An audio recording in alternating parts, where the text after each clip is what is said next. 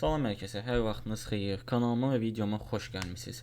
Dostlar, kriptovalyuta bazarında buğa mövsümü rəsmi olaraq başlayıb. Bitcoin'in yenidən 100 min dollara çatması ilə birlikdə altcoin bazarında tam bir partlayış yaşanıb.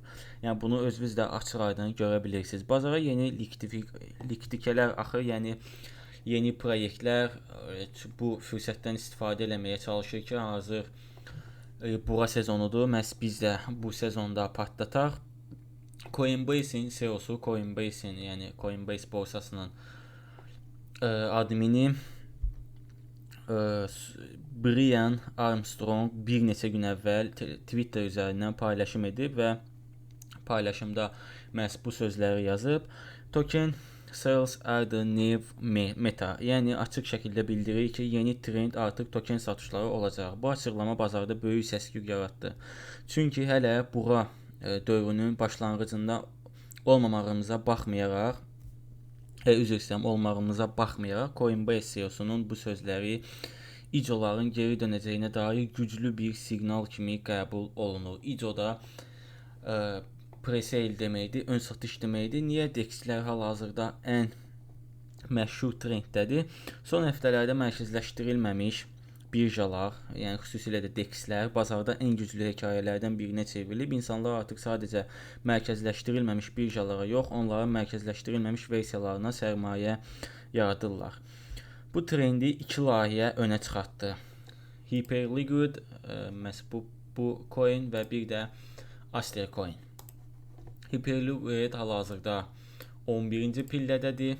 Dünyanın belə deyim kriptovalyuta bazarında. Aster isə 43-cü pillədədir. Yəni ikisi də çox məşhur coinlərdir. Daha sonra Aster isə keçmiş Binance CEO'su CZ tərəfindən rəsmi olaraq Twitterdə qeyd olunan bir layihədir və CZ özü bu layihəni şəxsən aldığını elan edib. Məhz buradan baxa bilərsiniz. CZ BNB, bu da Binance'ın CEO'sudur. Özünə Aster coin alıb, məhz bunu öz səhifəsində paylaşıb. Daha sonra sizlərə nə deyə bilərəm bu haqda? Bu layihələr açıq şəkildə göstərir ki, DEX trendləri sadəcə müvəqqəti bir hype deyil, əksinə bu buğa dövründə əsas istiqamətlərdən biridir. Hazırda hər kəsin ağlında eyni sual var. Növbəti Hyperliquid hansı layihə olacaq? Son həftələrdə İCO-lar yenidən çox populyarlaşdı. Bir çox güclü layihə artıq ön satış mərhələsini başa vurub və başlamağa hazırlaşır. Məsələn, Meta Ethereum İCO-su çox qısa müddətdə tamamilə satılıb. Gəlin bunu da sizlərə göstərim. Meta Ethereum, bu da məşhur ön satış proyektlərindən biridir. Çox qısa vaxt ərzində bütün coinlər satıldı və ön satış beləcə bitdi. Coinbase tezliklə Monad adlı layihənin İCO-sunu başlatacaq. İCO-nu və Base şəbəkəsində hazırda böyük diqqət toplayan yeni bir layihə var. BasePep. Mən sizlərə bugün göstərəcəyim proyekt.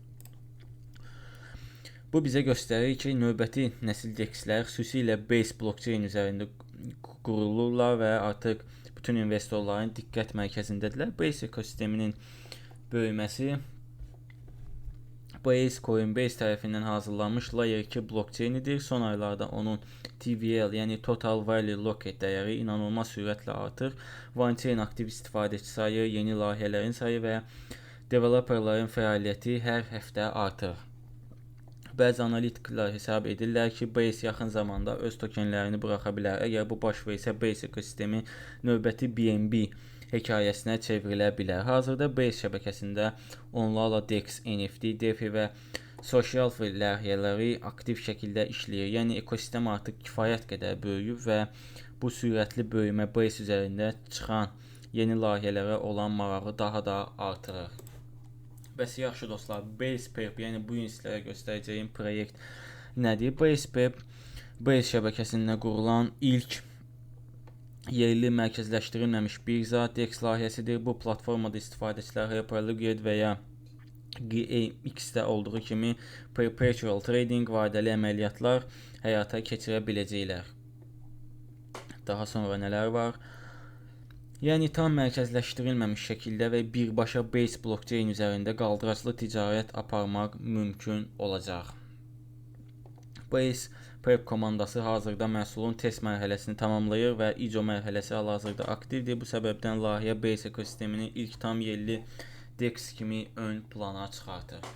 Proyektlə bağlı daha sonra buradan tokenomika baxa bilərik. Bu da göstərir ki, bu proyekt ön satışlara çox önəm verir və çıxardığı coinlərin toplam 25%-ni məhz ön satışlar üçün ayırır. Bu da 1.6 milyard coinə bərabərdir.